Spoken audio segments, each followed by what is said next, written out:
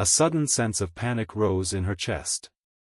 Suddenly, the door to the kitchen swung open, and the man appeared again, this time standing silently in the doorway. His eyes glinted with a knowing look, and Lena's stomach dropped. She wanted to scream, but her throat felt tight. Lena stumbled backward, eyes darting wildly around the room. She fumbled for the door again. It wouldn't open. It wouldn't open. She turned to face the man, her heart pounding in her chest. She ran, not knowing where she was going, just that she needed to get away. She couldn't stay here. She ran faster, her breath ragged, and then, she saw him again. This time, there was no mistaking it. His eyes were no longer just cold, they were empty, hollow. What? What do you want from me? She whispered, her voice barely audible. Lena had come to the remote mountain village of Blackstone seeking a fresh start. After years of life in the city, drowning in noise and the weight of unresolved grief, she thought the solitude here would offer peace. The towering peaks of the Blackstone Range stood like sentinels around the village, and the constant mist that clung to the mountains added to the sense of isolation. It was a place untouched by time, far away from the stresses of her old life. She had rented a small cottage on the outskirts of the village, where she could escape the world's noise. Life was quiet here, but it was the silence that had unsettled her the most. No cars, no honking horns, not even the chatter of people on the streets. Just silence. And then there was the strange feeling of being watched, though she never saw anyone. It was on the fourth night when it all began to unravel. Lena was sitting in the village cafe, nursing a lukewarm cup of coffee, staring out the window at the encroaching fog. The mountains were barely visible now, hidden by the thick veil of mist. The air had grown chill, and she pulled her jacket tighter around herself. Her phone buzzed on the table, and she glanced at the screen. It was a text from her best friend, Sam. Sam, Lena, you need to come back. It's not safe. They know you're here. Lena frowned, her thumb hovering over the screen. She hadn't heard from Sam in days. Sam had been the one who had warned her about the village. The superstitions. Strange happenings. But Lena hadn't believed her. She thought it was just Sam's overactive imagination, born from years of living in the city. But now, reading the text, she wasn't so sure. Her phone buzzed again. Sam, they know, Lena. Don't trust anyone. Please, leave now. Lena's eyes darted to the door of the cafe. It creaked open, and in walked a tall man, dressed in a dark coat that seemed far too heavy for the mild evening.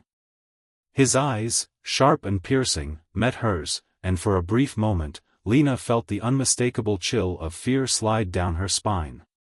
He smiled, just slightly, and then walked past her to a table in the far corner. Lena's stomach twisted. She looked back down at her phone, quickly typing a reply. Lena, what do you mean they know? But before she could press send, she felt the temperature drop. The door to the cafe slammed shut, the jarring sound making her jump. The lights flickered once, then twice. A sudden sense of panic rose in her chest. Excuse me, she said to the waitress behind the counter, but before she could stand, the tall man from the corner suddenly stood and made his way toward her, his eyes never leaving hers. He was closer now, too close. She could feel the heat of his gaze as if it were burning through her skin. You're not going anywhere, he said, his voice low, smooth. Lena's heart raced. Her legs felt frozen, like she couldn't move. She didn't even know why. She had no reason to be afraid, not really. But there was something about the man's presence, something unearthly that made her feel as if she were trapped in a dream. What do you want from me? Lena asked, her voice trembling. The man's lips twitched, like he was about to say something, but then his gaze shifted to something behind her. Lena turned to look, but when she turned back, he was gone. Her pulse raced as she glanced nervously around the cafe.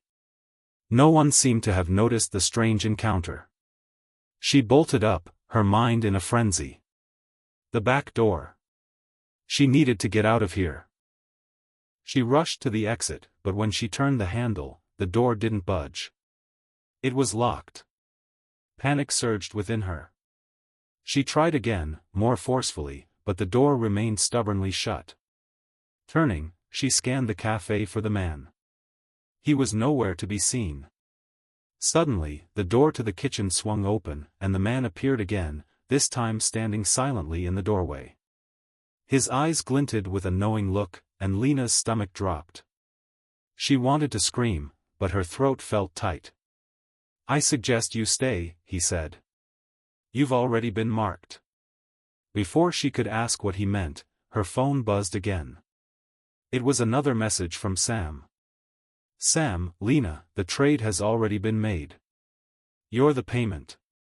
I tried to warn you, but it's too late." Her breath caught in her throat. "What trade?" she whispered aloud, feeling a growing sense of dread. Without warning, the man stepped closer. His presence was overwhelming. "The trade was made long before you arrived here," he said softly. "You just didn't remember." Lena stumbled backward, eyes darting wildly around the room. The world felt suddenly off-kilter, as if the very ground beneath her was shifting. She fumbled for the door again. It wouldn't open. She turned to face the man, her heart pounding in her chest. "What do you want from me?" she demanded. The man's lips curled into a faint smile. "You're already the price." She turned and bolted out the front door, her heart pounding in her chest. The streets outside were eerily quiet, and the fog had thickened even more, swallowing up the village. She ran, not knowing where she was going, just that she needed to get away. She couldn't stay here. But the streets twisted in strange, disorienting ways.